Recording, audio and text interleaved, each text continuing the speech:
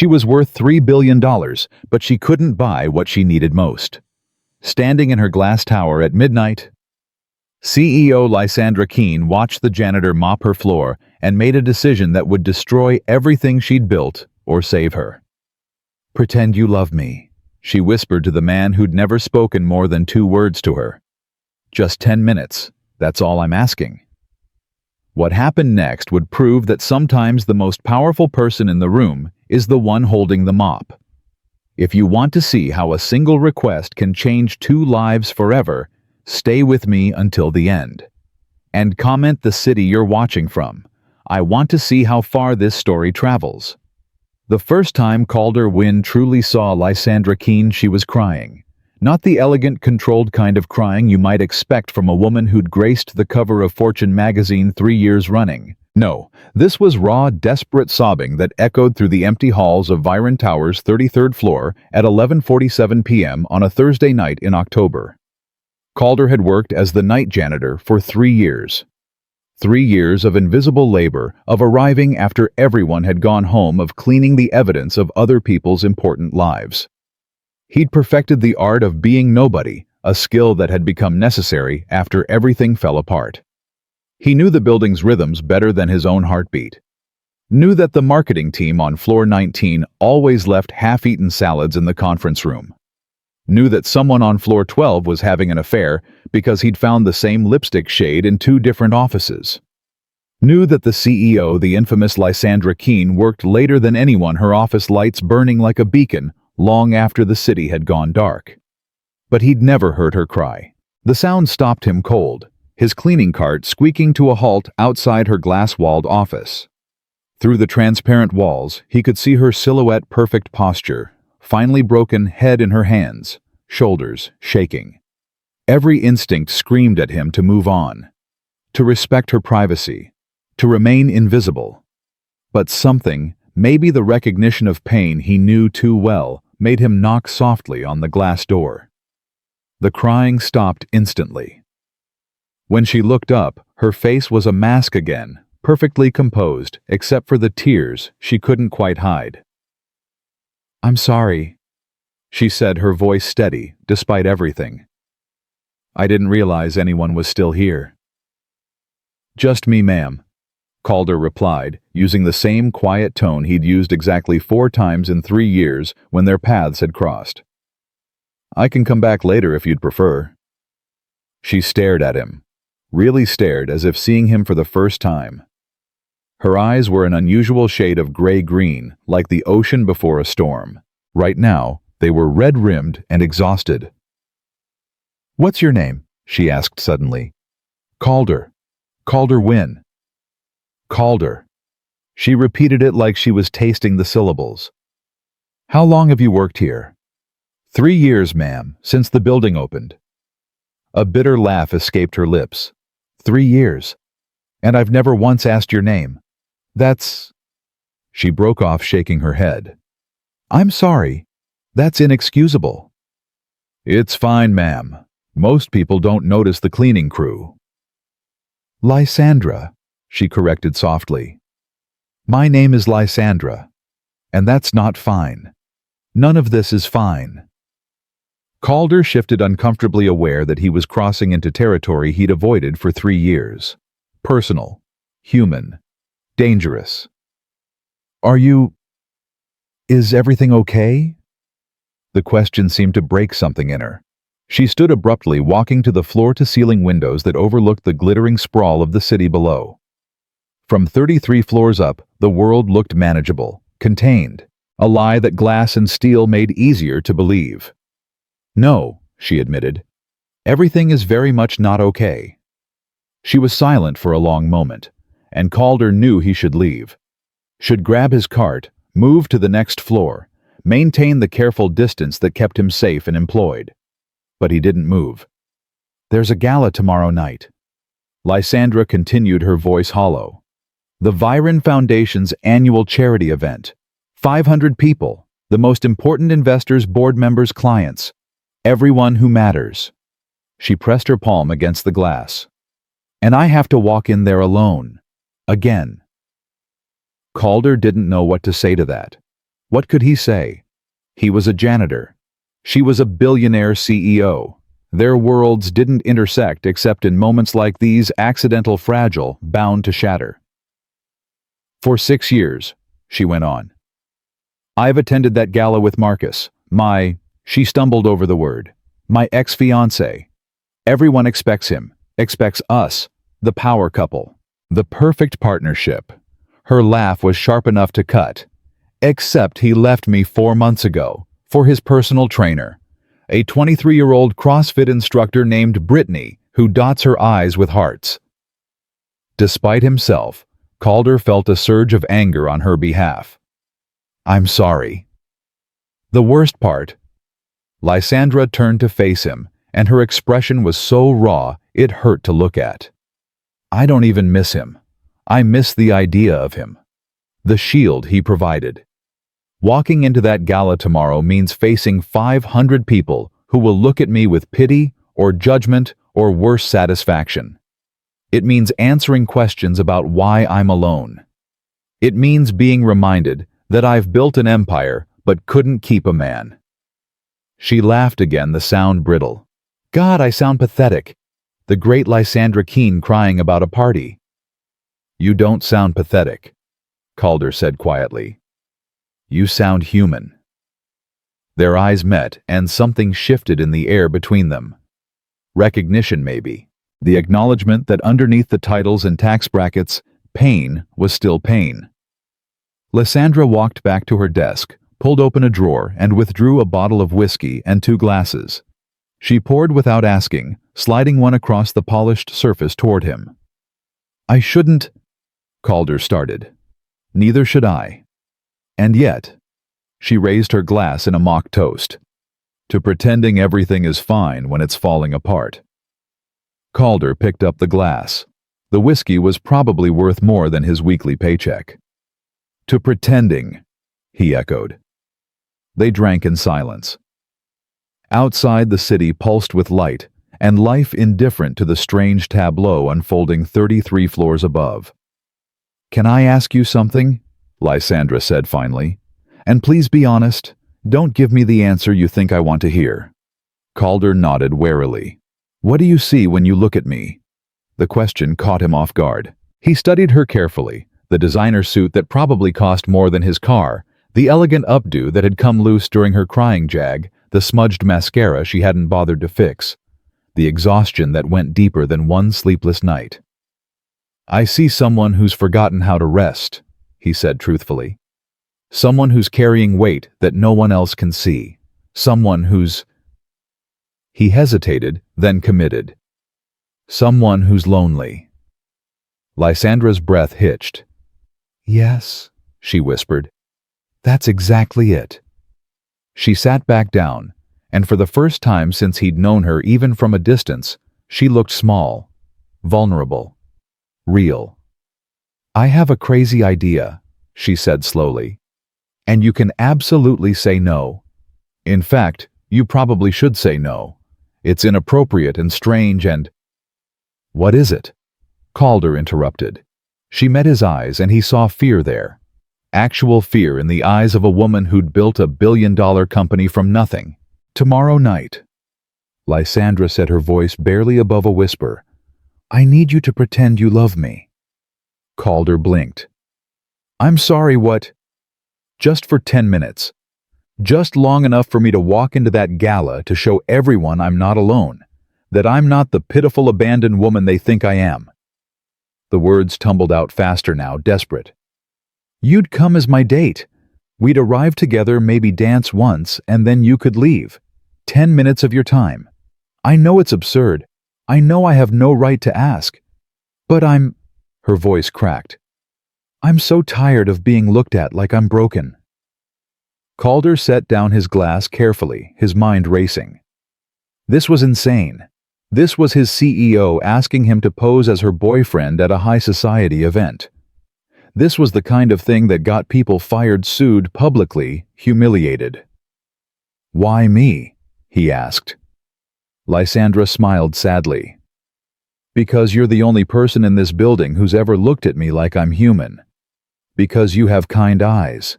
Because... She paused. Because I think you understand what it's like to lose everything and have to keep going anyway. The observation landed like a punch.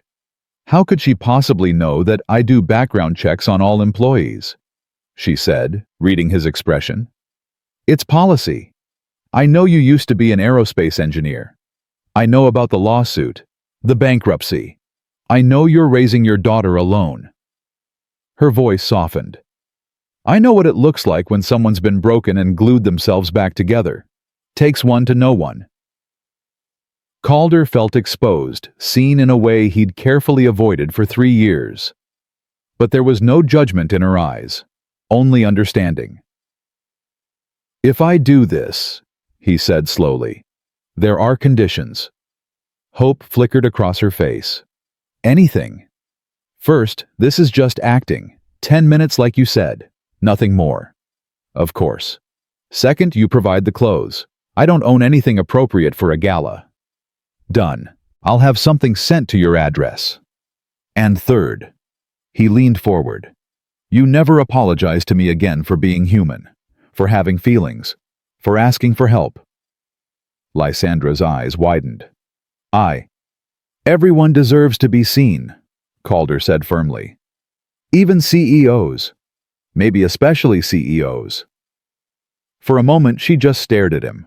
Then to his surprise she laughed a real laugh, bright and genuine and utterly unexpected. Deal, she said, extending her hand across the desk. When Calder shook it, her grip was strong, confident, the hand of a woman who'd built empires. But her palm was trembling. 10 minutes, he confirmed. 10 minutes, she repeated. Neither of them knew that those 10 minutes would rewrite everything. That the pretense would become the most real thing in both their lives. That walking into that gala together would be the beginning of a war neither of them was prepared to fight. But in that moment in an empty office at midnight, two lonely people made a deal. And sometimes that's all it takes for the world to shift on its axis. Calder left Viren Tower at 1:30 a.m., his mind spinning. What had he just agreed to? The October air was cold against his face as he walked to his 10-year-old Honda, parked in the employee lot, where the security lights flickered and died. His phone buzzed. A text from an unknown number. Thank you. I'll have the suit delivered by 3 p.m. tomorrow. The gala starts at 7. I'll send a car for you at 6:30. LK. Lysandra Keene. His boss. The woman he'd just agreed to pretend date at a charity gala. You're an idiot, Win, he muttered to himself. The drive home took 20 minutes through empty streets. His apartment was in a part of the city where the tower's glow didn't quite reach a one-bedroom in a building that had seen better decades. But it was clean, and it was theirs, and after everything that was enough. He unlocked the door quietly. Mrs. Chen, his elderly neighbor who watched Aloin while he worked nights, was asleep on the couch, a Korean drama frozen on the TV screen. He gently woke her, thanked her, and walked her the 3 doors down to her own apartment. Then, he stood in the doorway of his daughter's room, watching her sleep. Aloin was 7 years old, with wild curls like her mother's, and a gap-toothed smile that could light up the darkest days. She slept curled around a stuffed elephant named Mr. Trunk, her nightlight casting soft shadows on the walls, covered with her drawings. This was what mattered.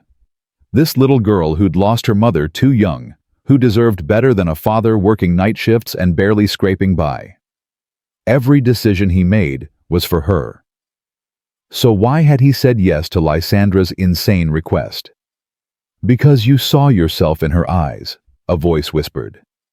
Because you know what it's like to stand alone in a room full of people who used to respect you. Calder had been someone once, Dr. Calder Wynn, aerospace engineer rising star at Meridian Dynamics, working on propulsion systems that would have revolutionized satellite deployment.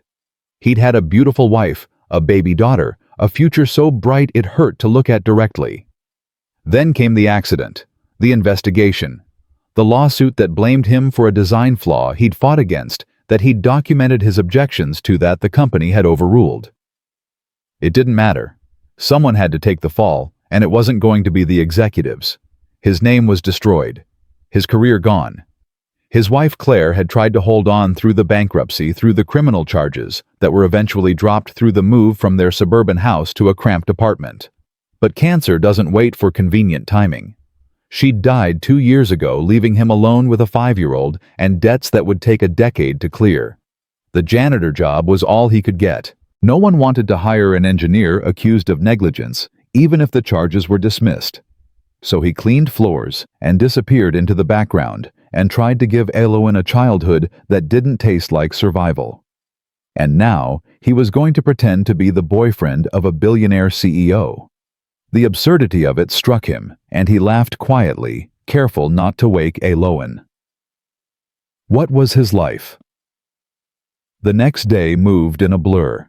He slept until 10, got Elowen ready for school, walked her the 6 blocks to Jefferson Elementary. Her teacher, Ms. Rodriguez, gave him a sympathetic smile, the same smile everyone gave the single dad doing his best. "We're having a fall festival next Friday," she mentioned. "Parents are invited. It would mean a lot to Elowen if you could make it." "I work nights." Calder started, then stopped. Lysandra had given him her personal number. Maybe just this once he could ask for a shift off. "Actually, I'll be there." Elowen's face lit up like sunrise. "Really, Daddy, you promise?" "I promise, sweetheart." She hugged him so hard it hurt, and he thought, This is why you keep going." At 3 p.m., a black Mercedes pulled up to his building. A driver in a crisp suit emerged carrying a garment bag and a box. "Mr. Ms. Keene asked me to deliver these personally." Inside the garment bag was a tuxedo, perfectly tailored, expensive enough to make him nervous just touching it. The box contained shoes, a watch, and a handwritten note on heavy cardstock. "Thank you for this. I know it's asking a lot. Just be yourself. That's all I need." L. Just be yourself. As if he remembered who that was anymore. At 6:30 p.m., exactly the same black Mercedes returned. Calder had showered, shaved, and put on the tuxedo with shaking hands. He looked in the mirror and barely recognized himself. For a moment, he was Dr. Wynne again, confident, successful, whole. The illusion hurt more than the reality. Mrs. Chen appeared at his door as he was leaving. "Ayo, so handsome, where are you going?" "Work event," he said vaguely. She narrowed her eyes skeptically but nodded. "Elowen is with me. You look good, Calder. Like old times." The drive across the city felt surreal. The Mercedes glided through streets he usually walked, passing restaurants he couldn't afford, shops that didn't even display prices. The driver said nothing, professional and discreet. They pulled up to the Grand Ashford Hotel, where a red carpet stretched from the curb to the entrance, flanked by photographers and curious onlookers. Calder's stomach dropped. "I'm supposed to walk that?" he asked the driver. "Ms. Keene will meet you at the side entrance. She thought you'd prefer it." Relief washed over him. Lysandra had thought of everything. The side entrance was quiet, elegant, removed from the chaos. And there she was. Lysandra Keene stood in a midnight blue gown that caught the light. Like water. Her hair swept up in an elegant twist. Diamonds at her throat and ears. She was breathtaking and terrified. "Hi," she said softly, her hands twisting together. "Hi," Calder replied. "You look beautiful." She smiled, but it didn't reach her eyes. "Thank you. You clean up pretty well yourself." Then quieter. "Are you sure about this?" "You can still back out. I'll understand." Calder thought about Elowen's smile this morning, about Mrs. Chen's words, about the man in the mirror who'd looked for a moment like someone who mattered. 10 minutes, he said, offering his arm. She took it, and he felt her trembling. 10 minutes. She agreed. They walked to the main entrance together, and Calder could feel her gathering herself, pulling on the armor of confidence she wore in the boardroom. By the time they reached the red carpet, she was transformed, poised, powerful, the woman who commanded rooms. But her hand on his arm was still shaking. The camera flashes were blinding. Questions flew from all directions. "Ms. Keene, who's your date? Is this your new boyfriend? What happened with Marcus?" Lysandra smiled serenely and said nothing, guiding them forward. But Calder felt her grip tighten with each question, saw the cracks in her composure. So he did the only thing he could think of. He stopped walking, turned to face her, and said loud enough for the nearby reporters to hear, "You doing okay, sweetheart?" The word hung in the air. Sweetheart. Intimate. Protective. Real. Lysandra's eyes widened for a fraction of a second. Then something shifted in her expression. Surprise melting into something genuine. "I am now," she said. And it wasn't the CEO speaking. It was Lysandra. Just Lysandra. They walked into the gala together, and Calder realized with startling clarity that the 10 minutes had already begun. And he had no idea how this would end. The Grand Ashford Ballroom was a cathedral of wealth. Crystal chandeliers hung like frozen starbursts above a sea of designer gowns and tailored tuxedos. A string quartet played something classical and expensive in the corner, nearly drowned out by the hum of 500 conversations happening at once. Champagne flowed from fountains made of ice, and the hors d'oeuvres cost more per bite than Calder spent on groceries in a week. He'd entered worlds like this before, back when he was Dr. Wynne, back when he belonged. But that felt like a different lifetime, a different person. Now walking through the crowd with Lysandra's hand resting lightly on his arm, he felt like an actor who'd stumbled onto the wrong stage. Lysandra felt it too. He could tell by the way her breathing had changed, shallow and controlled. Her smile was perfect professional, the one she wore in boardroom negotiations and shareholder meetings. But her fingers dug into his bicep like she was holding onto a life raft in open water. "Breathe," he murmured, quiet enough that only she could hear. "Just breathe." She exhaled slowly, some of the tension leaving her shoulders. "I forgot how much I hate these things." "Then why throw them?" "Because the foundation does actual good. Last year we funded literacy programs in 43 schools, built 2 community health centers, and provided scholarships to 200 students." Her voice carried the weight of genuine pride. "The gala is theater. The work is real." Before Calder could respond, a woman in a crimson dress materialized beside them, moving with the predatory grace of someone who'd perfected the art of the social ambush. "Lysandra, darling." She air-kissed both of Lysandra's cheeks, her eyes never leaving Calder. "You look absolutely radiant. And who is this handsome mystery man?" Lysandra's smile didn't waver. "Vivian. This is Calder Wynne. Calder, meet Vivian Ashcroft. She sits on the foundation board." "A pleasure," Calder said, offering his hand.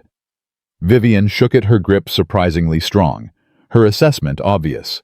She was cataloging everything: the quality of his tuxedo, the watch on his wrist, the way he stood, calculating his net worth, his pedigree, his usefulness. "Wynne," she repeated thoughtfully. "I don't believe I know the family. What do you do, Calder?" The question he'd been dreading. Lysandra's hand tightened on his arm, and he could feel her preparing to deflect to protect him. But something stubborn rose in his chest. "I work at Viren Tower," he said evenly. "Facilities management." It wasn't technically a lie. Janitors did manage facilities, just from a different angle than Vivian would assume. "How fascinating," Vivian said in a tone that meant the opposite. "And how did you two meet?" Lysandra opened her mouth, but Calder spoke first. "Late nights at the office. She works too hard. Someone had to tell her to go home once in a while." The truth wrapped in misdirection. The best kind of lie. Vivian's laugh was crystalline and sharp. "Well, aren't you bold? I like him, Lysandra. Much better than Marcus." She leaned in conspiratorially. "Between us, I always thought he was dreadfully boring. This one has some fire." She drifted away in a cloud of expensive perfume, already scanning the room for her next target. Lysandra let out a breath she'd been holding. "I'm sorry," she said quietly. "That's going to happen all night. The questions, the judgment." "I can handle it," Calder interrupted. "I agreed to this. Remember 10 minutes. He glanced at his borrowed watch. "Though I think we're past the 10-minute mark." "We are." Lysandra looked up at him, something unreadable in her storm-colored eyes. "Do you want to leave?" The honest answer was yes. Every instinct screamed at him to walk away, to return to his invisible life where he was safe from scrutiny and expectation. But he looked at her face, at the vulnerability she was trying so hard to hide behind her CEO mask, and found himself saying, "Not yet." Relief and something else, something that looked dangerously like hope, flickered across her expression. "Then let me introduce you to some slightly less terrible people." The next hour was a blur of names and faces. Lysandra navigated the room with practiced ease, introducing him to board members and major donors, tech CEOs, and venture capitalists.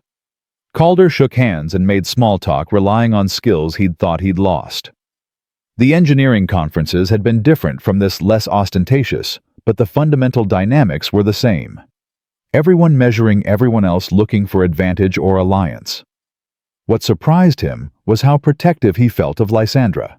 When men's eyes lingered too long on her neckline, he stepped closer. When conversations turned condescending, explaining her own industry to her as if she hadn't built a billion-dollar company, he asked pointed questions that exposed their ignorance. And when an older gentleman named Reginald made a joke about emotional female CEOs, Calder's voice went cold. "I've found that emotional intelligence is what separates good leaders from great ones," he said.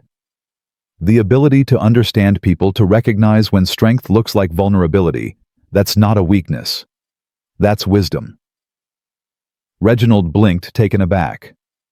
Lysandra's hand found his, her fingers threading through his, and squeezed once. "Thank you." They moved through the crowd, and slowly something strange began to happen. The performance started to feel real. When she laughed at something, he said it wasn't the polite laugh she gave donors, it was genuine surprise, bright as unexpected sunshine. When he tucked a loose strand of hair behind her ear, it wasn't calculated. It was instinct. And when Dmitry Volkov, a Russian tech investor known for his ruthless business tactics, approached them with a shark smile, Calder felt Lysandra's entire body tense. "Lysandra Keene," Dmitry said, his accent thick. "Beautiful as ever. Tell me, have you reconsidered my offer to acquire Viren's cloud division?" "Still not interested, Dmitry," Lysandra replied coolly. "Pity. A woman in your position alone now, yes, could benefit from a strong partner." Marcus understood the value of strategic alliances. His eyes flicked to Calder dismissively. "Though I see you've found a replacement." The insult was deliberate, designed to undermine. Calder felt Lysandra preparing to respond with the same icy professionalism she'd shown all night, but something in him snapped. "Dmitry, is it?" Calder stepped forward slightly, not aggressive, but unmistakably protective. "I've read about your strategic alliances. Funny how they always seem to end with your partners losing majority control of their companies. Almost like a pattern." Dmitry's smile vanished. "And you are someone who pays attention." Calder met his gaze steadily. "Lysandra doesn't need a partner. She's built something remarkable on her own. And she's certainly not alone." The moment stretched taut. Then Dmitry laughed, but it didn't reach his eyes. "Interesting. Very interesting." He turned to Lysandra. "My offer stands. When you tire of playing house, call me." He walked away, and Lysandra exhaled shakily. "You just made an enemy of one of the most powerful investors in tech." "Good," Calder said. "He's an asshole." And then she laughed, really laughed, her head tilting back, the sound pure and unguarded. People nearby turned to look surprised to see the normally composed CEO so unrestrained. "God, that felt good," she said, wiping at her eyes. "Do you know how long it's been since someone defended me like that?" "You don't need defending. You're terrifying all on your own." "But it's nice not to have to be. Just for a moment." She looked at him with something that made his chest tight. "Thank you." The orchestra transitioned into a waltz, and couples began drifting toward the dance floor. Lysandra's expression shifted, a flicker of anxiety crossing her face. "We should probably," she started. "Dance?" Calder finished. "I thought you'd never ask." He offered his hand, and after a moment's hesitation she took it. Leading her onto the floor felt surreal, like stepping into a dream where he was still the man he used to be. The man who'd danced with Claire at their wedding, who'd waltzed with his mother at his sister's quinceañera, who remembered what it felt like to hold someone and just exist in a moment. His hand found her waist. Hers rested on his shoulder. They were close enough that he could smell her perfume, something elegant and understated, like night-blooming jasmine. "I should warn you," Lysandra said as they began to move. "I'm a terrible dancer, 2 left feet. Marcus always said, Marcus was wrong." Calder guided her through a turn and she followed naturally, gracefully. "You're doing fine. Just trust me." She looked up at him, and in the warm light of the chandeliers, he saw past the makeup, past the careful presentation to the woman underneath. The one who'd cried in her office. The one who was brave enough to ask for help. "That's the problem," she said softly. "I do trust you. And I don't know why. Maybe because I've seen you at your worst, and I'm still here. This is far from my worst." But she smiled, sad and knowing. "You haven't seen me at 3 a.m. eating ice cream in my bathtub while crying over a documentary about penguins." The image was so unexpected, so human, that Calder laughed. "That sounds very specific." "It was a rough week. The penguins were very emotional." She paused. "I'm making this weird, aren't I?" "No," Calder said honestly. "You're making it real." They danced in silence for a moment, moving through the crowd of other couples. An older man with a kind face tapped Lysandra's shoulder as they passed. "Lysandra, good to see you happy, my dear. You two make a lovely couple." "Thank you, Henry," she replied warmly. After he'd moved on, she leaned closer to Calder. "That's Henry Matsumoto. He funded my first startup when I was 23, and everyone else thought I was too young, too female, too ambitious. He's one of the good ones." "There aren't many good ones here, are there?" "No," she admitted. "Most of them are sharks in expensive suits. But the foundation needs their money to do good work, so I smile and play the game." She met his eyes. "Except tonight I'm not playing. Tonight feels different."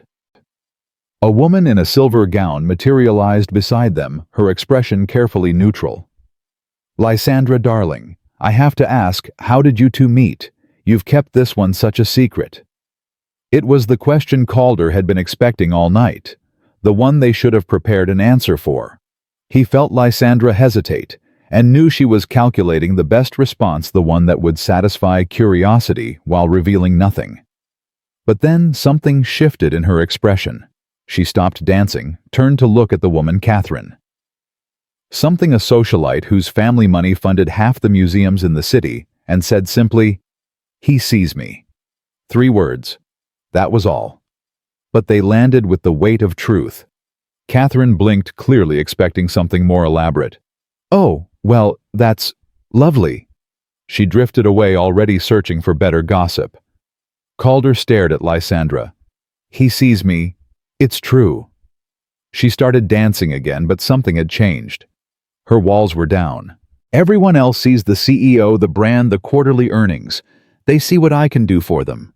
But you," she shook her head, "you looked at me crying in my office and saw a person, just a person who was hurting.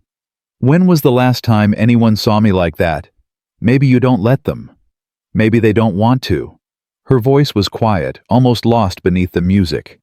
It's easier to worship or resent a titan than to empathize with a woman. Calder thought about his own experience. How quickly colleagues had turned into strangers when he'd been accused.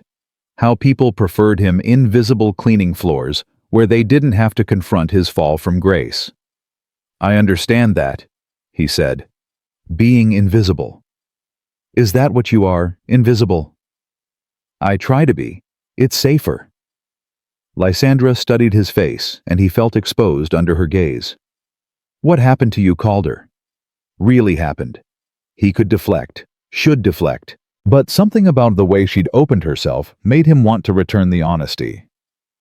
"I was an aerospace engineer. Good at my job. Maybe too good. I kept finding flaws in a propulsion system design that my bosses wanted to push through. I documented everything, filed objections, followed protocol." The words came easier than he'd expected, maybe because he'd held them in for so long. Then the satellite failed, exploded on launch. 3 years of work, hundreds of millions of dollars gone, and they needed someone to blame. "It wasn't your fault." "No, but I was convenient."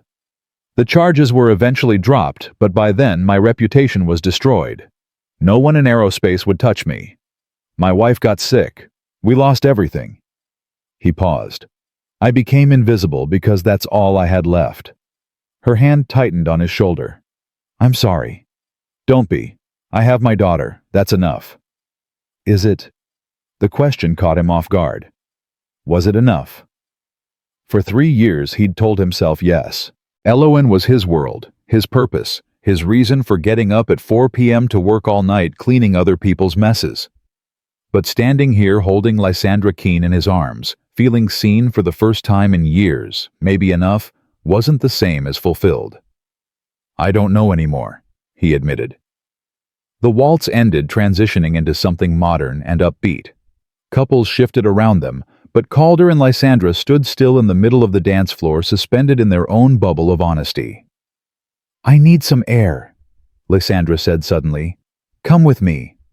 He followed her through the crowd, past the bars and buffet tables, through a set of French doors that led to a terrace overlooking the city. The October air was crisp, sharp after the warmth of the ballroom.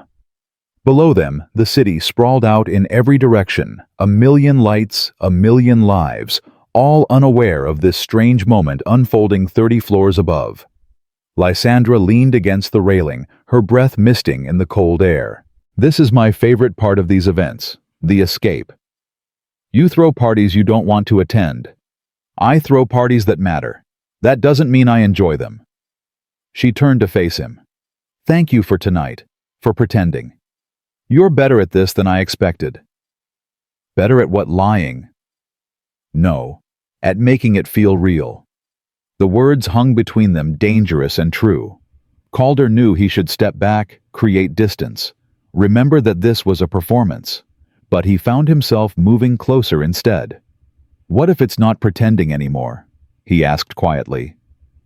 Lysandra's breath caught. "Calder, I know this is insane. You're my boss. You're a billionaire. I clean floors. This..." He gestured between them. "This doesn't make sense." "No," she agreed. "It doesn't. But when I look at you, I don't see the CEO. I see someone who's lonely, who's brave, who's been hurt and keeps going anyway." He stepped closer. "I see someone who eats ice cream in the bathtub and cries over penguins. Someone real." "Stop," she whispered, but she didn't move away. "Why?" "Because if you keep talking like that, I'm going to do something stupid." "Like what?" Instead of answering, she kissed him. It was soft, tentative, nothing like the confident CEO who commanded boardrooms. It was Lysandra. Just Lysandra taking a leap into the unknown. And Calder, who'd spent 3 years keeping himself safe behind walls of invisibility, kissed her back. When they broke apart, both breathing hard, the city stretched out below them, indifferent, eternal, beautiful. "That was stupid," Lysandra said, but she was smiling. "Completely stupid," Calder agreed. "We should go back inside. People will notice we're gone." "Probably." Neither of them moved. "Calder," Lysandra said softly. I don't know what this is. I don't know if it's real, or if we're both just lonely enough to pretend it is. But She paused, searching for words. Thank you. For making me feel normal for a little while. For making me feel seen. And that's when Calder realized the terrible truth. Pretending to love her felt like the most honest thing he'd done in years. More real than the performance he'd been giving as the invisible janitor, more true than the walls he'd built around himself. This woman, with her billion-dollar empire and her vulnerability and her midnight blue gown, saw him. Really saw him. Not the janitor, not the disgraced engineer, but the man underneath. And he saw her not the titan of industry, but the human being who cried over documentaries and asked strangers to pretend because she was tired of being strong alone. Lysandra. He started, but the French doors burst open. A man in an expensive suit strode onto the terrace, his expression thunderous. He was in his 50s, silver-haired, with the kind of face that came from decades of getting everything he wanted. "There you are," he said, his voice dripping with disdain. "I've been looking everywhere for you." Lysandra's entire demeanor changed walls, slamming back into place. "Ephraim, I didn't realize you were here. CFO of the company. Of course I'm here." His eyes slid to Calder with obvious contempt. "And who is this, your latest charity case?" The insult was deliberate, designed to wound. Calder felt Lysandra stiffen beside him, preparing for battle. "This is Calder Wynn," she said coolly. "My date." "Your date." Ephraim laughed, cold and sharp. "How quaint. Tell me, Mr. Wynn, what do you do?" Here it was again. The question that would expose everything. "I work hard," Calder said evenly. "I take care of the people who matter, and I don't waste my time insulting strangers at charity events." Ephraim's expression darkened. "Careful, young man. You're playing in waters you don't understand." "Actually," Lysandra cut in her voice, "I think we're done here. Come on, Calder." She took his hand and led him back inside, but Calder could feel the tremor in her grip. That brief, beautiful moment of honesty on the terrace had shattered, and reality was crashing back in. They were living a fairy tale, and like all fairy tales, it couldn't last. But for just a few hours more standing in a ballroom full of strangers, Calder Wynn let himself believe that maybe, just maybe, invisible men and lonely CEOs could find something real in the space between pretending and truth. Even if the world would never let them keep it. The ride back to Lysandra's penthouse was silent, but it wasn't the comfortable kind. It was the silence of two people who'd crossed a line and were now staring at the wreckage on the other side, trying to figure out what it meant. The Mercedes glided through empty streets, the city's nightlife bleeding neon across the windows. Calder sat on one side of the back seat, Lysandra on the other, a careful distance between them that felt wider than the Grand Canyon. Her lipstick was smudged from their kiss, and she kept touching her mouth like she couldn't quite believe what had happened. Neither of them had discussed where they were going. The driver had simply asked, "Ms. Keene," and she'd given her address without thinking. Now they were heading to the building where Calder worked, where he'd spend tomorrow night mopping the same marble floors they'd walk across tonight. "You don't have to come up," Lysandra said finally, her voice barely audible over the car's engine. "I can have James drop you home." "Do you want me to come up?" She turned to look at him, and in the passing streetlights, her eyes were luminous and afraid. "I don't know what I want anymore. 3 hours ago, I just needed someone to stand next to me for 10 minutes. Now," she stopped shaking her head. "Now I don't know anything." "That makes two of us." The Mercedes pulled into the underground parking garage of Viron Tower, accessing a level Calder had never seen, reserved for executives lined with luxury cars that cost more than he'd earn in a lifetime. They rode the elevator in continued silence, but Lysandra's reflection in the polished steel doors showed a woman at war with herself. Her penthouse occupied the entire 42nd floor. When the elevator doors opened directly into her living space, Calder felt like he'd stepped into a different universe. Floor-to-ceiling windows wrapped around the entire apartment, offering a 360-degree view of the city sprawled below like a kingdom of light. The furniture was modern and minimal expensive in that understated way that only the truly wealthy could afford. Everything was perfect, pristine, and completely impersonal, like a hotel suite designed by an algorithm. "It's not much," Lysandra said, slipping off her heels and immediately losing 3 inches of height. "But it's home. It's beautiful." What he didn't say, it looked nothing like a home. It looked like a display case for someone who'd forgotten how to live. She walked to the kitchen, all marble and stainless steel, and pulled a bottle of wine from a temperature-controlled cabinet. "Drink? I should probably go." "Probably." She poured 2 glasses anyway. "But you're still here." Calder accepted the wine, took a sip. It tasted like money and regret.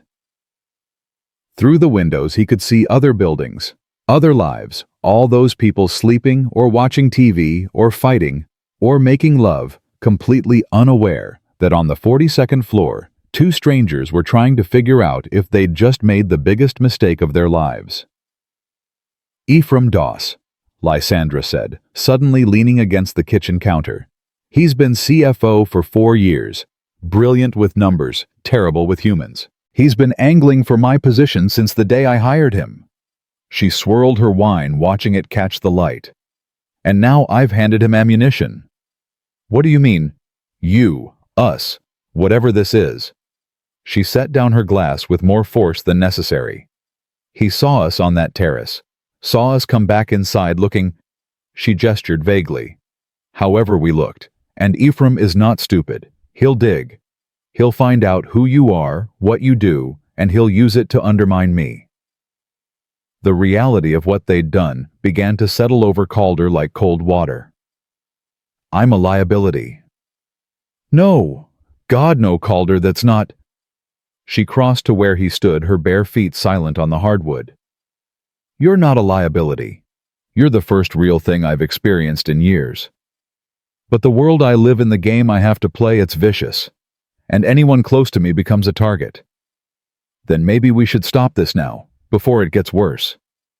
Is that what you want?" Calder looked at her. Really looked. She'd taken down her hair, and it fell around her shoulders in soft waves. Without the armor of her perfect CEO presentation, she looked younger, vulnerable, heartbreakingly real. And he knew with a certainty that terrified him that walking away from her would be one of the hardest things he'd ever have to do.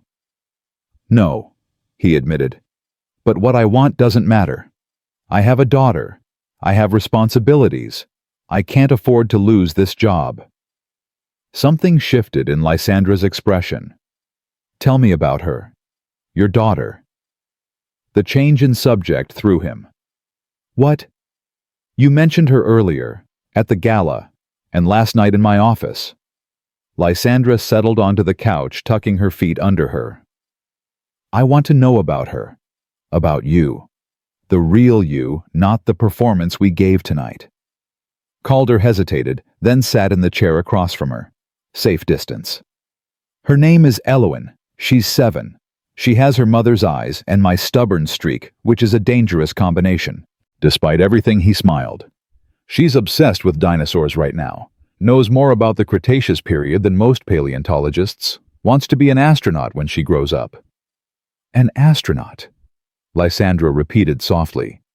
"Like her father almost was. I designed propulsion systems. That's not the same as—" "You reached for the stars anyway." She leaned forward.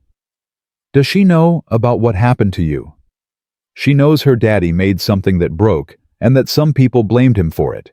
She doesn't understand the details. I hope she never has to." Calder set down his wine glass.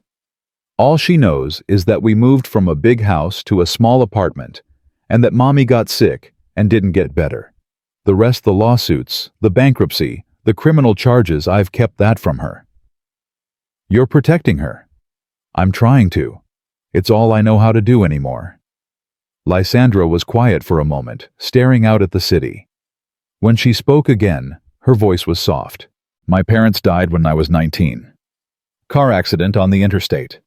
One moment they were driving to my college to take me to dinner, the next. She stopped, swallowed. I built Viren because I needed to build something. Needed to prove that their investment in me, all those years of supporting my dreams, paying for my education, wasn't wasted. I'm sure they'd be proud. Would they? Her laugh was bitter. I'm 34 years old. I run a company worth $3 billion. I live in a beautiful apartment alone. I attend galas where everyone wants something from me and no one actually sees me. I can't remember the last time I had a real conversation with someone who wasn't trying to sell me something or get something from me. She met his eyes. Until last night. Until you knocked on my office door and asked if I was okay. The weight of her loneliness pressed against Calder's chest. He understood it too well, the isolation that came from loss, from having to be strong when everything inside was broken. Lysandra, he said carefully, what are we doing here? I don't know. Being honest, maybe. Being ourselves for a few hours before reality ruins it. Reality is that I'm your employee, that if anyone finds out about this about us, it could destroy you. And you. She stood, moved to the window, pressing her palm against the glass like she had in her office.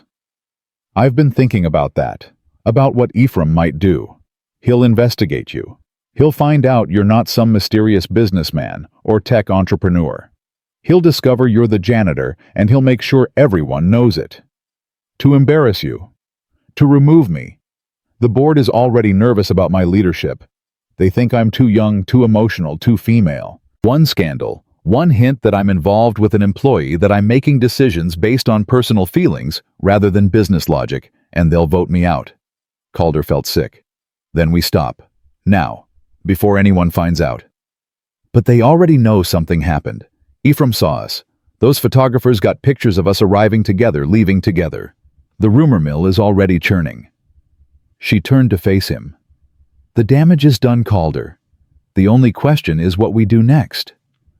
Which is, I don't know. I've spent my entire adult life making strategic decisions, calculating risks, playing chess with billion-dollar stakes. But this, she gestured between them. This isn't strategic.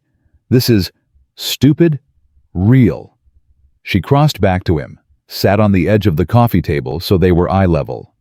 For the first time in years, something feels real. And I don't want to lose that. Not yet. Not because of Ephraim Doss or the board or anyone else who thinks they know what's best for me. What are you saying? I'm saying? She took a breath. I'm saying I want to see you again, not as CEO and janitor, not as a performance for a gala, as Lysandra and Calder, as two people who are lonely and broken and trying to figure out if there's something worth building between the wreckage. Calder should have said no, should have stood up, thanked her for the evening, and walked away before this got any more complicated. But he looked at her face, at the hope and fear warring in her expression, and found himself asking, when? Relief flooded her features. Tomorrow? No, tonight. It's already tomorrow. She glanced at the clock on the wall, 2:47 a.m. Later today, afternoon, I could... She paused, uncertain. I could come to you if that's okay. I'd like to meet Eloan. If you're comfortable with that. The thought of Lysandra Keene in his cramped apartment meeting his daughter felt surreal. But it also felt right in a way he couldn't explain. She'd like you, he said. She's been asking me why I don't have any friends. Says it's weird that grown-ups don't have sleepovers. Lysandra laughed, and the sound chased away some of the tension.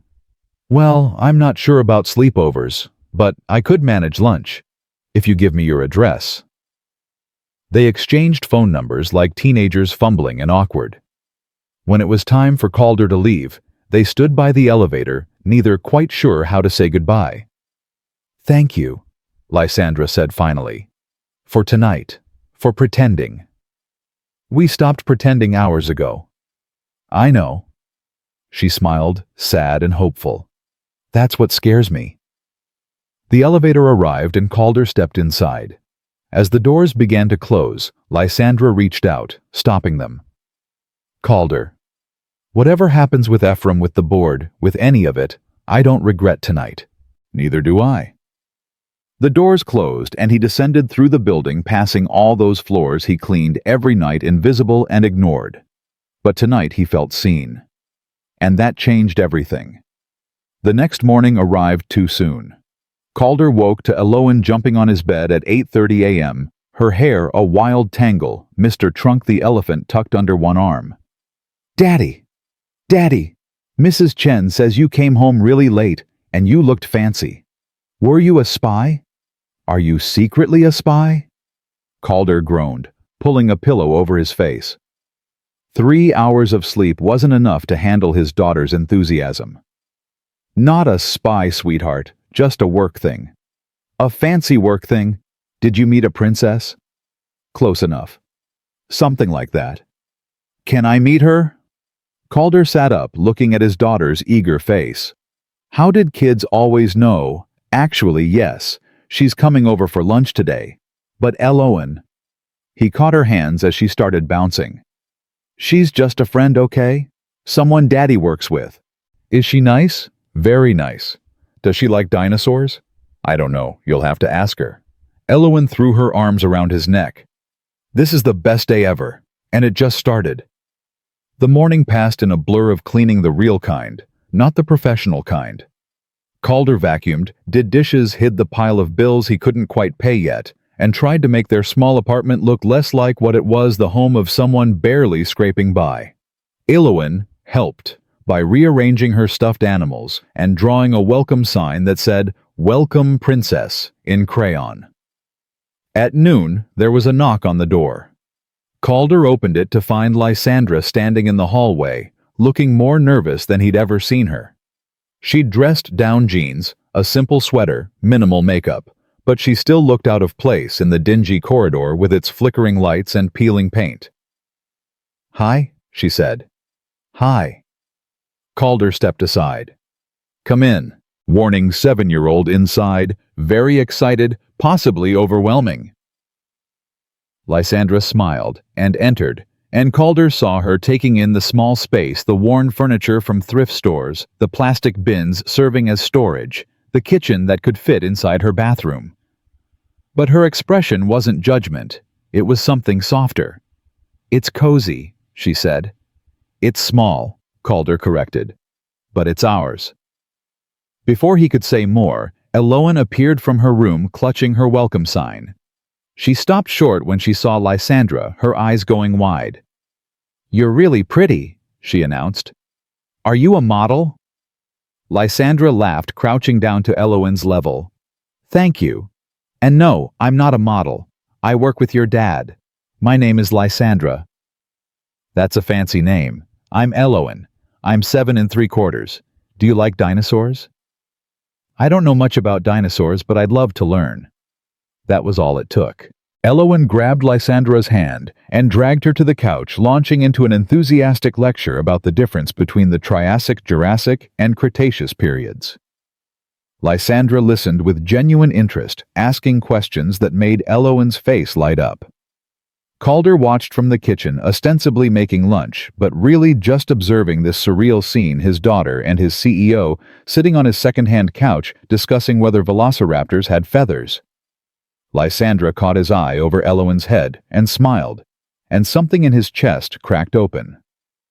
Lunch was simple grilled cheese sandwiches and tomato soup. Nothing fancy, but Lysandra ate like it was the best meal she'd had in months. Elowen entertained them with stories about school, her best friend Maya, and the boy in her class who ate glue. "He says it tastes like marshmallows," Elowen reported seriously, "but I don't believe him." "Probably wise." Lysandra agreed, and Calder saw her relaxing, the CEO mask falling away completely. After lunch, Elowen insisted on showing Lysandra her drawings taped to every available wall surface, a riot of color and imagination. There were dinosaurs and spaceships, castles and robots, and one that made Calder's throat tight, a stick-figure family with labels underneath. Daddy, Elowen, and Mommy in heaven with the stars. Lysandra touched the drawing gently. "This is beautiful." "Mommy liked space," Elowen explained. So she's up there now looking at all the planets. Daddy says she can see everything from there. I'm sure she can, and I bet she's very proud of you. Elowen studied Lysandra for a long moment, then announced, You look sad. The observation delivered with childish bluntness made Lysandra blink. I do. Like you don't get invited to things, like you need more friends. Elowen climbed into Lysandra's lap without asking permission. You can be my friend if you want. I'm good at sharing. Lysandra's arms came around the little girl automatically, and Calder saw her eyes fill with tears she was fighting to hold back. I would like that very much. Elowen, Calder said gently. Maybe give Miss Keene some space, sweetheart. But Lysandra shook her head. It's okay. Her voice broke. This is really nice. They spent the afternoon in the small apartment that suddenly felt less like a place of exile and more like a home. Lysandra helped Elowen build an elaborate dinosaur habitat out of couch cushions and blankets. They watched a nature documentary that made all three of them tear up when the baby elephant got separated from its herd. They drew pictures Elowen's recognizable, Calder's passable, Lysandra's surprisingly terrible. I thought rich people had to be good at everything, Elowen said, examining Lysandra's lopsided attempt at a triceratops. Nope, some of us can't draw at all. Lysandra held up the picture. What is this supposed to be again? A dinosaur. Oh, I thought it was a potato with legs. Elowen dissolved into giggles, and Calder felt something shift inside him, a wall he'd built around his heart crumbling. This woman who commanded boardrooms and made billion-dollar decisions was sitting on his floor drawing terrible dinosaurs with his daughter, and she looked happier than he'd ever seen her. As evening approached, Elowen started to fade, her endless energy finally depleted. She crawled into Lysandra's lap again, her thumb finding its way to her mouth, a habit she only fell back on when she was very tired or very comfortable. Will you come back? She asked sleepily. If your dad says it's okay. Elowen looked at Calder with pleading eyes. Can she, Daddy? Please? She needs friends and we have extra space on the couch. Calder met Lysandra's gaze over his daughter's head. They both knew this was dangerous, knew they were building something that could collapse and hurt everyone involved. But he also saw the longing in her expression, the way she held Elowen like she was something precious. She can come back whenever she wants, he said softly. After Elowen had been put to bed with promises from Lysandra that she'd visit again soon, Calder and Lysandra stood in the small living room suddenly awkward, without the buffer of a 7-year-old's energy. Thank you, Lysandra said, for today, for letting me into your world. Thank you for, Calder gestured helplessly, for being yourself, for making her laugh, for everything. She's wonderful. You've done an incredible job raising her. I'm mostly just trying not to screw her up too badly. Join the club. Lysandra moved closer. Calder. I need to tell you something. Ephraim called me this morning. He wants to meet tomorrow. He says it's about irregularities in company protocols. Meaning us. Meaning he's digging. And when he finds out who you really are, I'll lose my job. And I'll lose my company. The board will call it fraternization with subordinates, claim I'm showing favoritism, making emotional decisions that compromise Viren's integrity. She took his hands. We need to be prepared for this to get ugly. Maybe we should stop, before it does. Could you stop, I mean?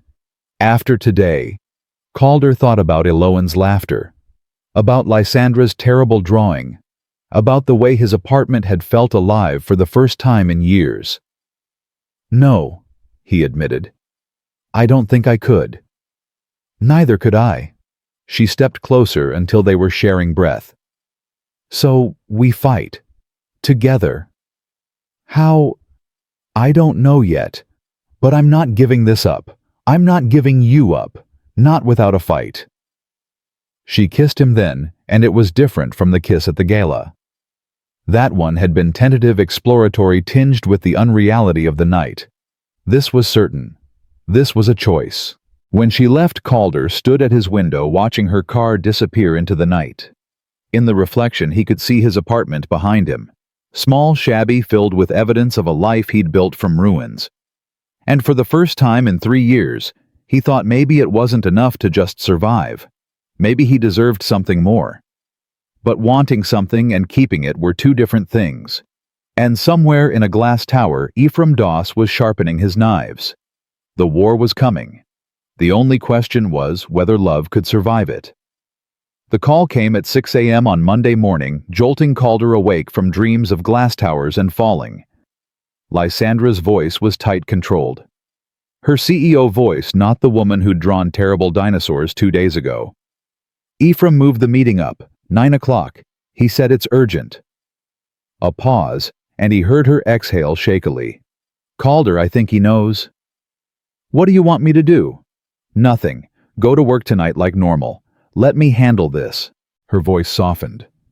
And Calder, whatever happens today, don't, he interrupted. Don't say goodbye. Not yet.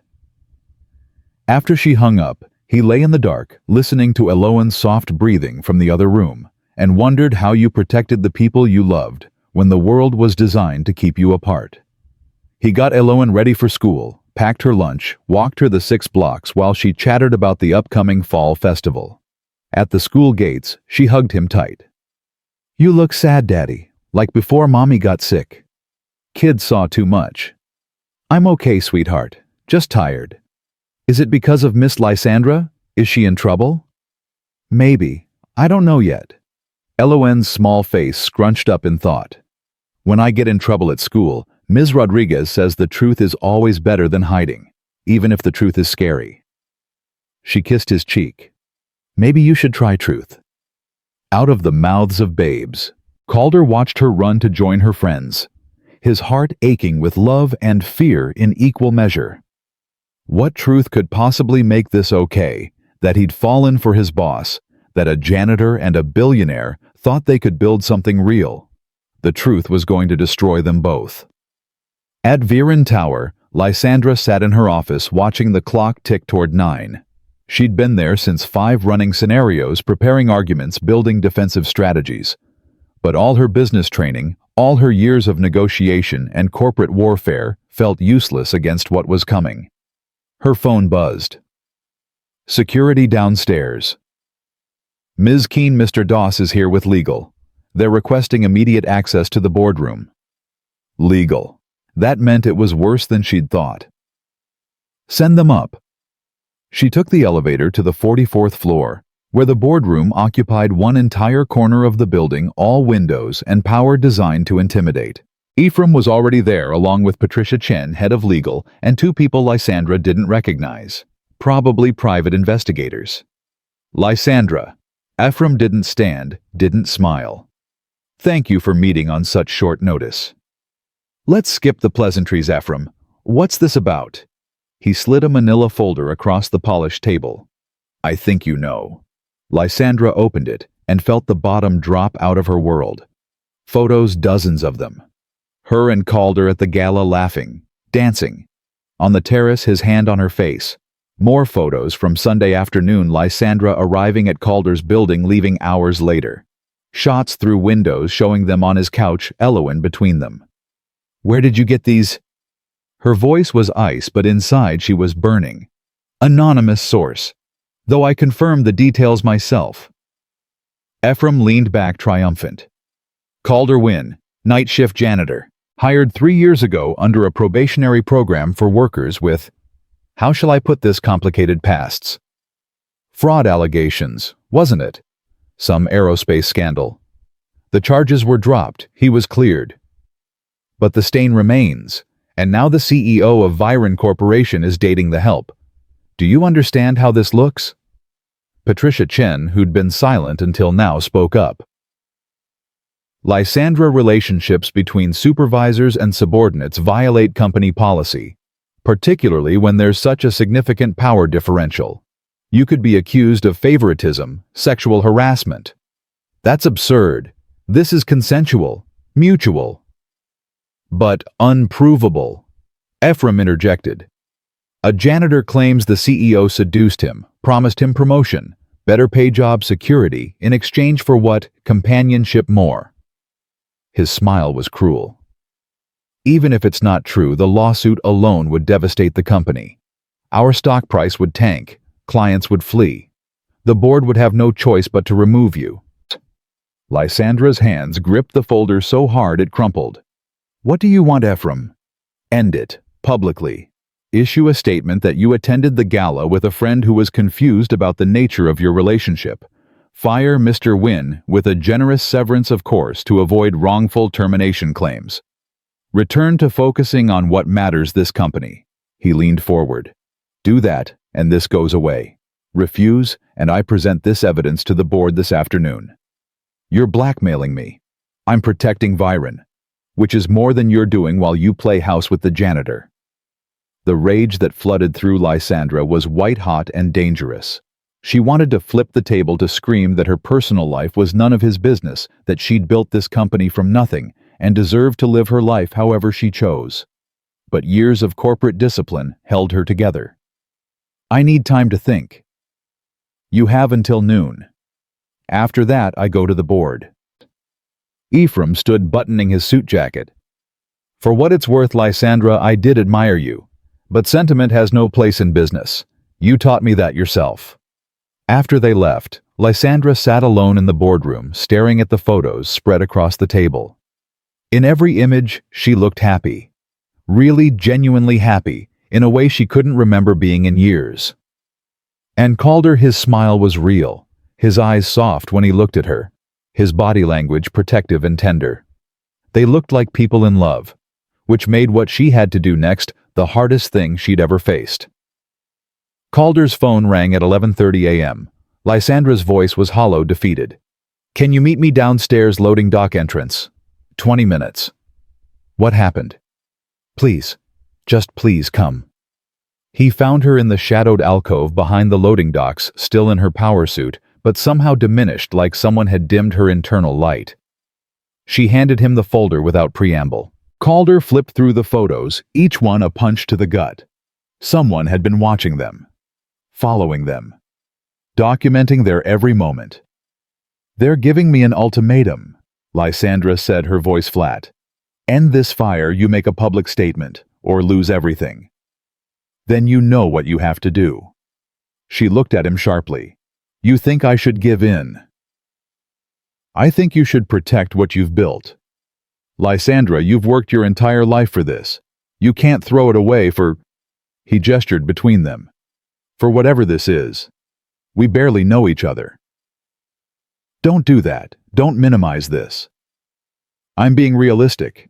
You're a billionaire CEO. I'm a janitor with a record and a kid. This was never going to work. We were living in a fantasy. The words tasted like ash, but he forced them out. End it. Fire me. Give Ephraim what he wants. I'll find another job. Just like that, you'd walk away. To protect you. Yes. His voice cracked. You have too much to lose, Lysandra. Your company, your reputation, everything you've built. I won't be the reason you lose it. And what about what I'd lose if I gave you up? She stepped closer, and he could see tears threatening to spill. Do you know what my world looks like without you? It's glass and steel and loneliness. It's eating dinner alone at midnight in an empty apartment. It's pretending to be invincible when inside I'm falling apart. You and Eloan, you showed me what it feels like to be human again, to be seen, to matter as something more than a profit margin. You matter to thousands of people, employees, investors. They care about what I can do for them. You care about who I am. She grabbed his hands. Stay. Fight with me. We can beat this. How Ephraim has photos lawyers the board on his side. What do we have? Each other. Her voice broke. Isn't that enough? Calder wanted to say yes, wanted to pull her close and promise they'd find a way. But he looked at her face, really looked, and saw not just love, but desperation. She was drowning and clinging to him like a lifeline, and he knew from bitter experience that drowning people pulled you under with them. "No," he said quietly. "It's not enough. Love doesn't pay bills or keep custody of children or protect people from corporate sharks. I learned that the hard way." "So you're just giving up?" "I'm being smart. For once in my life, I'm choosing survival over sentiment." He pulled his hands away, and the loss of contact hurt physically. "Fire me. End this. Save yourself. That's what I'm asking you to do." "I can't." Tears spilled down her cheeks, now smudging her perfect makeup. "Calder, please don't make me choose." "I'm not making you choose. I'm making the choice for you." He stepped back, creating distance that felt like miles.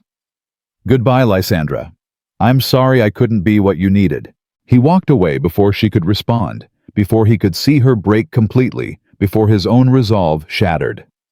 Each step away from her felt like dying, but he kept walking. Through the loading dock, past the industrial elevators, out into the harsh autumn sunlight. His phone buzzed. A text from Ephraim's assistant. "Your employment at Viren Corporation has been terminated, effective immediately. Severance details to follow." So she'd done it. Made the choice he'd forced on her. Calder sat on the curb outside the building where he'd worked for 3 years, where he'd been invisible and safe, and felt the weight of loss crushing his chest. He'd lost his career once, lost his wife, and now he'd lost the woman who'd made him feel like maybe he deserved something more than survival.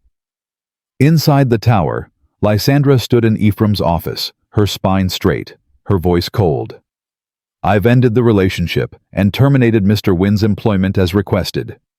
You have your victory. Now get out of my sight." Ephraim smiled. "See how easy that was. Now we can all move forward." "Not quite." Lysandra's voice could have cut glass. "You made one critical mistake, Ephraim." "Oh. You assumed I needed him more than I needed my company. You assumed I'd crumble under pressure, make emotional decisions, prove all your worst theories about female leadership." She leaned forward, and her smile was terrifying. "But you forgot something. I didn't build Viren by being soft. I built it by being smarter, tougher, and more ruthless than everyone who underestimated me, including you." "What are you talking about?" "I'm talking about the 18 months of financial discrepancies I've been investigating. The shell companies registered in the Caymans. The creative accounting that's been siphoning money from Viren's R&D budget into private accounts." She slid her own folder across his desk. "Your accounts, Ephraim." The color drained from his face. "That you can't prove." "I absolutely can. I've had forensic accountants working quietly since February. Every transaction, every transfer, every falsified report. It's all documented." Her voice was serene, deadly. "You want to play dirty, fine. But don't forget who taught you the game. If you expose this, it'll damage Viren. The scandal will be contained. One rogue CFO embezzling funds caught by our diligent internal controls. The board will applaud my vigilance. Stock prices will dip briefly, then recover. And you'll be too busy with criminal charges to cause me any more trouble." She stood. "You're fired, Ephraim. I'm having security escort you out in 10 minutes. Try to take anything that isn't yours, and I'll add theft to the list of charges." "You're making a mistake, Lysandra. You can't." "Watch me." She walked to the door, then paused. "Oh, and Ephraim. Those investigators you hired to follow me. They're also documenting your meetings with Dmitry Volkov. Planning a hostile takeover while serving as CFO is corporate espionage. I'm sure the SEC will be very interested." She left him speechless, walking back to her office with her head high. But the moment she closed the door, her knees buckled. She caught herself on the desk, gasping for air. She'd won. Ephraim was finished. Her position was secure. But Calder was gone. And victory tasted like ashes. That night, Calder sat in his apartment trying to explain to Aloan why he'd lost his job, why Miss Lysandra wouldn't be visiting anymore, why everything had changed. "Did you fight?" Elowen asked, clutching Mr. Trunk. Sort of. Ms. Rodriguez says when friends fight they should talk it out, use their words and say sorry. It's more complicated than that, sweetheart. Why? Because the world is cruel. Because money and power matter more than feelings. Because sometimes loving someone means letting them go. But he couldn't say any of that to a 7-year-old. Because sometimes grown-ups make mistakes, he said instead. Elowen studied him with those two wise eyes. Did you make a mistake, Daddy? Or did you get scared? The question landed like a blow, out of the mouths of babes again. Had he walked away because it was smart, or because he was terrified of losing something else he loved? Terrified that reaching for happiness would end in the same kind of pain that losing Claire had brought? I don't know, he admitted. Miss Lysandra was nice. She made you smile. You don't smile a lot, Daddy. I know. Mommy would want you to smile. The words broke something in him. Calder pulled his daughter close, breathing in her kid shampoo smell, feeling the weight of every decision that had led to this moment. Claire would want him to smile, would want him to fight for happiness instead of just surviving, would want him to be brave enough to love again, even if it was terrifying. But wanting something and having the courage to reach for it were two different things. His phone buzzed. A text from an unknown number. Mr. Wynn, this is Patricia Chen from Viran Legal. We need to discuss your severance package. Can you come to the tower tomorrow at 10 a.m.? Calder stared at the message, his thumb hovering over the reply button. Going back to that building, seeing Lysandra, or worse, not seeing her, felt impossible. But he needed the severance, needed to know what financial cushion he'd have while job hunting. He typed, "I'll be there." After putting Elowen to bed, he stood at his window looking toward downtown, where Viran Tower rose above the city like a monument to everything he couldn't have. Somewhere up there, 42 floors above the streets, Lysandra was probably working late, alone, lonely. He pressed his palm against the glass, the same gesture she'd made so many times, and wondered if she was doing the same. If somewhere in that tower of steel and ambition, she was touching a window and thinking of him. The city lights blurred. Calder realized he was crying ugly, gasping sobs that he'd held back for 3 years. Crying for Claire, for the life he'd lost, for the engineer he used to be. Crying for Lysandra, for the brief, shining moment when he'd felt seen and whole. Crying for his daughter who deserved a father who knew how to be happy. He'd told Lysandra that love wasn't enough, that survival mattered more. But sitting in his dark apartment, his daughter sleeping in the next room, the ghost of Lysandra's laughter still echoing in his memory, he wondered if he'd just made the biggest mistake of his life. Tomorrow, he'd go to Viran Tower, sign the papers, take the money, walk away forever. Unless he didn't. Unless he found the courage to fight for the first real thing he'd felt in years. Unless he stopped protecting himself from pain and started reaching for joy. The question was, did a broken man and a lonely CEO have any right to believe in second chances? Or was some glass too shattered to ever be whole again? Calder stood at that window until dawn crept across the city and still didn't have an answer. At 9:45 a.m., Calder stood across the street from Viran Tower, trying to gather the courage to walk through those doors one last time. The building looked different in daylight, less imposing, more familiar. He'd cleaned every floor, knew every corner, every hidden space where executives snuck cigarettes or interns cried over impossible deadlines. But he'd always been invisible here, a ghost moving through other people's important lives. Today he'd be seen. And that terrified him more than any corporate lawyer could. His phone buzzed. Mrs. Chen. Elowen forgot her lunch. I'm bringing it to school. She drew you another picture this morning. 3 people holding hands. She says it's her family, the one she wants. Calder stared at the message until his vision blurred. 3 people. Daddy Elowen and the woman who'd spent an afternoon drawing terrible dinosaurs and making his daughter laugh. Daddy, why did you tell Miss Keene she couldn't love us anymore? Elowen's words from yesterday echoed in his head. And underneath them, another voice, Claire's voice from a hospital bed 2 years ago when she knew she was dying. Don't let fear win, Calder. Promise me. Don't spend the rest of your life hiding from the world because you're afraid of losing again. That's not living. That's just a slower way of dying. He'd promised. And then he'd done exactly what she'd asked him not to do. He'd built walls, made himself invisible, chosen safety over everything else. And when Lysandra had crashed into his careful, controlled life, offering him something real, something terrifying and beautiful and completely unpredictable, he'd run. Maybe love isn't about protecting people from choices he'd told Lysandra that first night. Maybe it's about giving them something worth choosing. But he hadn't given her that choice. He'd made it for her. Decided she was better off without him before she could decide for herself. You got scared, Elowen had said, and she was right. Calder crossed the street. The lobby was bustling with morning traffic executives in expensive suits, assistants carrying coffee delivery people with packages. No one looked at him as he made his way to the elevators, still invisible even now. But when he pressed the button for the 44th floor, instead of the basement where he used to clock in, his heart hammered against his ribs. The elevator climbed, and with each passing floor, Calder felt something shifting inside him. Fear turning into resolve. Resignation hardening into determination. He'd lost everything once before: his career, his reputation, his wife. He'd survived. More than survived.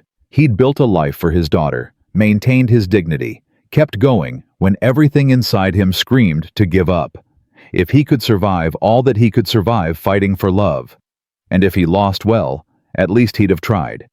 At least he wouldn't spend the rest of his life wondering what if. The doors opened onto an elegant reception area. The woman behind the desk looked up with professional courtesy that faltered when she saw his jeans and old jacket, definitely not executive attire. I'm here to see Patricia Chen, he said. 10 o'clock appointment. Calder Wynn. She checked her computer, surprise flickering across her face. Of course, Mr. Wynn. Conference room B. Down the hall, third door on your right. He walked down a corridor lined with photographs of Viren's history, the first office early product launches, Lysandra accepting awards. In one photo, she looked impossibly young, maybe 25, holding up a trophy with a smile that radiated pure joy, before the weight of expectation, before loneliness had carved shadows under her eyes. Conference room B was smaller than the boardroom, more intimate. Patricia Chen sat at the table with several folders spread before her. She stood when he entered, extending her hand. Mr. Wynn, thank you for coming. Please sit. Calder remained standing. Before we start, I need to know, is Lysandra here in the building? Patricia's professional mask slipped for just a moment, revealing something that looked like sympathy. Ms. Keene is in her office, yes. But Mr. Wynn, I don't think... I need to see her. That's not advisable. The severance package is generous, but it's contingent on you signing a non-disclosure agreement and agreeing not to pursue any... I don't care about the money. Patricia blinked. I'm sorry. The severance, the NDA, whatever else is in those folders, I don't care. I need to see Lysandra. Now. Please. Mr. Wynn, I understand you're upset, but storming into Ms. Keene's office demanding... I'm not demanding anything. I'm asking. He met her eyes. Please. 5 minutes. That's all I need. Patricia studied him for a long moment. Then slowly she closed the folders. The elevators require executive access to reach the 42nd floor, but the stairs don't. She pulled a keycard from her purse and slid it across the table. This opens the stairwell doors, all of them. I'm going to get coffee. When I come back in 15 minutes, I expect you to be gone one way or another. Calder stared at the keycard. Why are you helping me? Because I've worked for Lysandra Keene for 6 years. I've watched her build an empire, negotiate billion-dollar deals, face down hostile takeovers without blinking. But I've never seen her cry. Patricia stood gathering her briefcase. Until yesterday. She sat in her office for 3 hours after firing you, and she cried. So maybe you should ask yourself what kind of man walks away from a woman like that. And maybe, She paused at the door. Maybe you should ask her what she really wants instead of deciding for her. After she left, Calder picked up the key card with shaking hands. The stairwell was cold and industrial, his footsteps echoing as he climbed. 2 floors up, he stopped pressing his forehead against the concrete wall. What was he doing? Lysandra had made her choice. She'd fired him, chosen her company, done exactly what he'd told her to do. Walking into her office, now disrupting her life again, wasn't that selfish? Wasn't he just making this harder for both of them? But then he remembered her face in the loading dock. The tears she'd fought to hold back. "Don't make me choose," she'd said. And he'd chosen for her. Decided what she could handle, what she deserved, what was best for her world. Like she wasn't strong enough to make those decisions herself. Calder started climbing again. The 42nd floor was quiet eerily, so after the bustle of the lower levels. Lysandra's penthouse occupied the entire floor, converted into living space and private office, her sanctuary away from the corporate machine. He used the keycard Patricia had given him, and the door clicked open. The space was exactly as he remembered from 3 nights ago, though it felt like a lifetime. Floor-to-ceiling windows, minimalist furniture, that sense of expensive emptiness. But now there were signs of life, a coffee mug on the counter, papers scattered across the dining table, a blanket crumpled on the couch like someone had spent the night there instead of in bed. "Patricia, I said I didn't want to be disturbed." Lysandra's voice came from the office area, tight with exhaustion. "Whatever it is can—" She stopped mid-sentence when she saw him, her eyes going wide. She looked terrible, beautiful and terrible. Her hair was pulled back in a messy bun, she wore yoga pants and an oversized sweater instead of her usual power suits, and the shadows under her eyes spoke of sleepless nights. "Calder." His name came out as barely a whisper. "What are you doing here?" "I came for the severance meeting, but—" He took a step forward. "That's not why I'm here." "You shouldn't be here." But she didn't move. Didn't call security, just stood frozen in the middle of her office. I know I should sign the papers, take the money, disappear back into my life and let you move on with yours." His voice was rough, unsteady. "But I can't do that, because I was wrong." "About what?" "About everything. About walking away. About deciding what you needed without asking you. About being so scared of losing again that I gave up before we even had a chance to fight." He moved closer, and she still didn't back away. "You asked me if love was enough, and I said no. But I was lying. I was scared." "Calder, let me finish, please." He took a breath. "You said I see you. The real you, not just the CEO. But I need you to see me too. Really see me. I'm a janitor who lost everything. I'm a single father barely scraping by. I have debts and baggage and a 7-year-old daughter who needs stability, not chaos. I can't give you fancy dinners or vacations in the Maldives or whatever it is billionaires do. I can't even promise I'll find another job quickly. I don't care about any of that. I know. That's what terrifies me." His voice cracked. "Because if you don't care about the practical things, the logical reasons why this can't work, then all that's left is this." He pressed his hand to his chest. "Feelings. Hope. The possibility that maybe 2 broken people can build something whole together. And that's so much scarier than logic, because there's no safety net. Just faith that it might work." Lysandra's eyes were bright with unshed tears. "You walked away." "I did. And it was the stupidest thing I've ever done. And I've done some spectacularly stupid things." He closed the distance between them. "I told myself I was protecting you, protecting Eloan, but really I was protecting myself. Because losing you after a few days hurt this much." He gestured helplessly. "Losing you after months or years would destroy me, and I'm already so tired of being destroyed." "So what changed? Why are you here now?" Eloan drew a picture this morning. 3 people holding hands. Her family, the one she wants.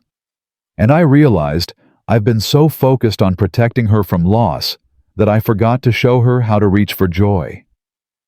He took Lysandra's hands and she led him. My wife died asking me not to spend my life hiding from the world. And I promised her. But I've been breaking that promise every day for 2 years. Until you knocked on my cart at midnight and reminded me what it feels like to be seen. Tears spilled down Lysandra's cheeks, now unchecked. I fired you. I chose the company. No, you did what I asked you to do, what I was too scared to fight for. His thumbs brushed over her knuckles. But I'm done being scared. I'm done choosing survival over life. So I'm here to ask you, not to tell you, not to decide for you, but to ask you, what do you want, Lysandra? Really want? She pulled her hands free, and for a horrible moment, Calder thought he'd miscalculated, that he was too late, that she'd already moved on. But then she was crossing to her desk, yanking open a drawer, pulling out papers. You want to know what I want? She threw the papers at his chest, not hard, but forcefully enough to make her point. These are my resignation papers. I wrote them yesterday. After firing you. After destroying the only real thing in my life to save a company I built from scratch, but don't even know if I love anymore. Calder stared at the papers, scattered at his feet. Lysandra. I didn't submit them. Couldn't bring myself to. Because part of me kept hoping. Her voice broke. Kept hoping you'd come back. That you'd fight for this. For us. That you'd prove me wrong about men only wanting what I could give them, not who I actually am. I'm here now. Are you really? Because I need to know if the board votes me out, if I lose Viren, if all I have is an apartment and whatever's left after the corporate warfare, would you still be standing here? Yes. If Ephraim's allegations stick, if my reputation is ruined, if nobody wants to hire the CEO who dated the janitor. Yes.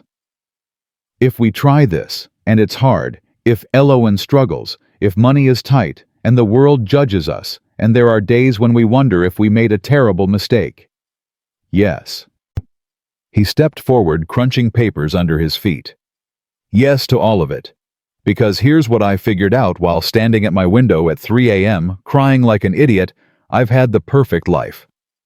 The career, the house, the stability. And I lost it all anyway. Life doesn't give you guarantees. It gives you moments. And the moment when you drew dinosaurs with my daughter. When you laughed so hard, wine came out of your nose when you kissed me on that terrace. Those moments matter more than any guarantee. Lysandra was crying fully now, her shoulders shaking. I don't know how to do this. Be with someone. Be vulnerable. Be anything other than the CEO who has all the answers. Good. Because I don't know how to be anything other than a struggling single dad who cleans floors for a living. We can figure it out together. He reached for her, and this time she came willingly, folding into his arms like she'd been waiting to come home. I love you, Lysandra Keene. I love your terrible drawings and your penguin documentaries and the way you talk to Elowen like she's a person instead of a child. I love that you're strong enough to run a billion-dollar company, but brave enough to ask for help. I love you, and I'm sorry it took me so long to say it. I love you too. The words were muffled against his chest, but he felt them in his bones. I love you, and it terrifies me. Me too. He pulled back just enough to see her face. But maybe that's okay. Maybe the terrifying things are the ones worth fighting for. She kissed him then, and it was nothing like the tentative kiss at the gala, or the desperate one in the loading dock. This was certainty. This was choice. This was two people deciding that love was worth the risk. When they broke apart, Lysandra laughed through her tears. What now? I fired you. Ephraim is gone, but the board is still nervous. We have no plan, no strategy, no. We have each other. Start there. Very romantic. Terrible business advice. Good thing you're the CEO, and I'm... He paused. Unemployed. What am I now? Mine, she said firmly. If you want to be. I want to be.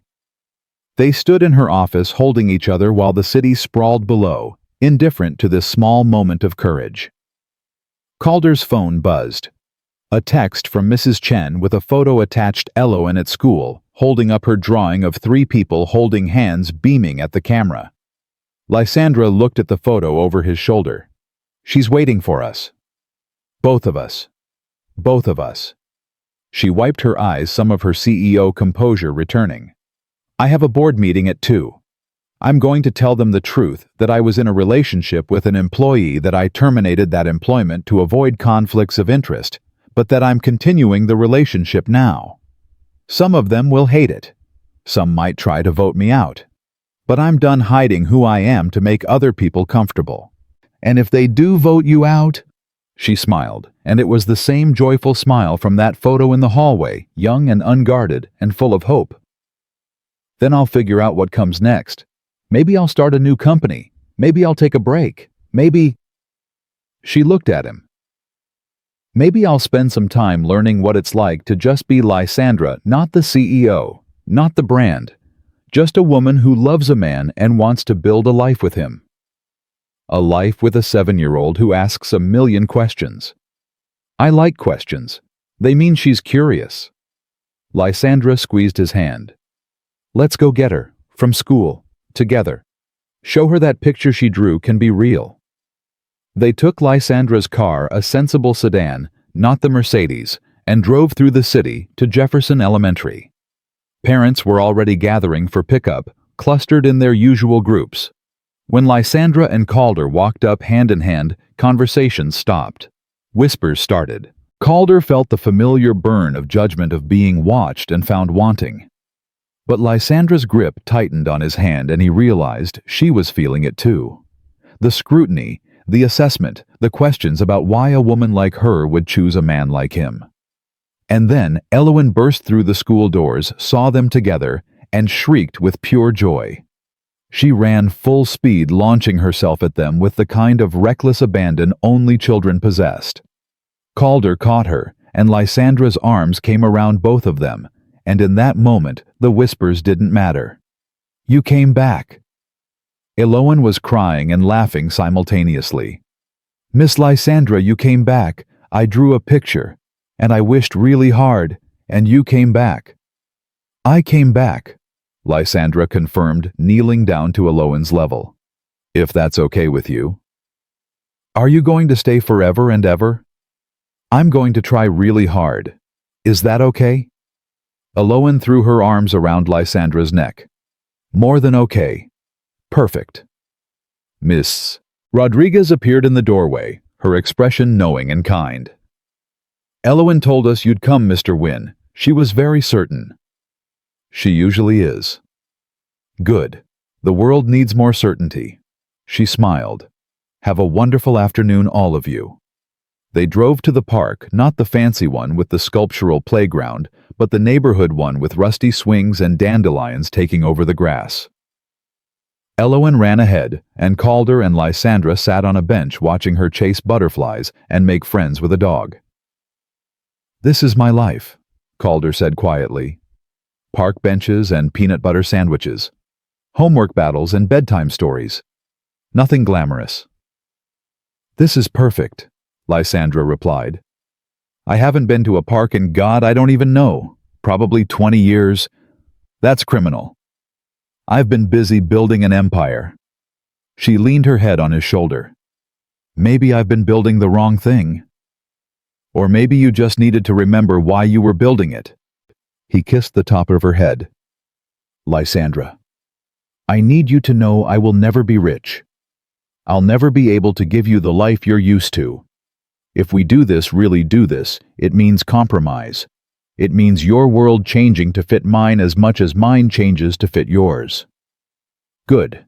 My world needs changing. She sat up, looking at him seriously. I meant what I said about those resignation papers, not because I want to quit, but because I want to know I could. That Viren doesn't own me. That I have choices. She took his hand. I want to work less. Spend more time living instead of performing. I want to have dinner at reasonable hours and weekends that aren't filled with conference calls. I want to meet Elowen after school sometimes and draw terrible dinosaurs and learn what it's like to be part of a family. You're part of our family now, if you want to be. I want to be. She smiled. Though we should probably date for more than a week before making it official. Probably. Elowen might have opinions, though.